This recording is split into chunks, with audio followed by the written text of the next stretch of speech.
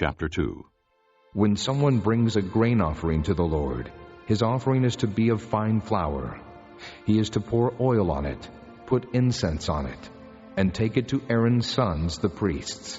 The priest shall take a handful of the fine flour and oil, together with all the incense, and burn this as a memorial portion on the altar, an offering made by fire, an aroma pleasing to the Lord. The rest of the grain offering belongs to Aaron and his sons. It is a most holy part of the offerings made to the Lord by fire.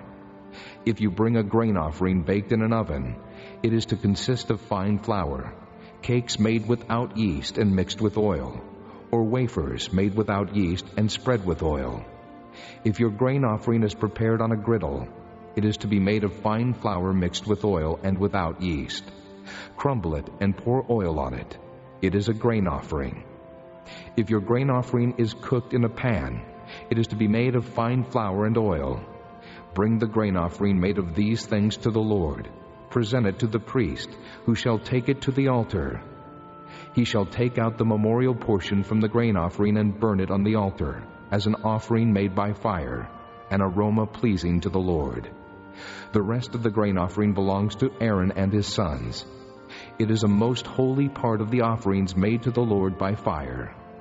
Every grain offering you bring to the Lord must be made without yeast, for you are not to burn any yeast or honey in an offering made to the Lord by fire. You may bring them to the Lord as an offering of the first fruits, but they are not to be offered on the altar as a pleasing aroma.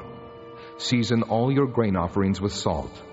Do not leave the salt of the covenant of your God out of your grain offerings. Add salt to all your offerings. If you bring a grain offering of first fruits to the Lord, offer crushed heads of new grain roasted in the fire. Put oil and incense on it. It is a grain offering. The priest shall burn the memorial portion of the crushed grain and the oil together with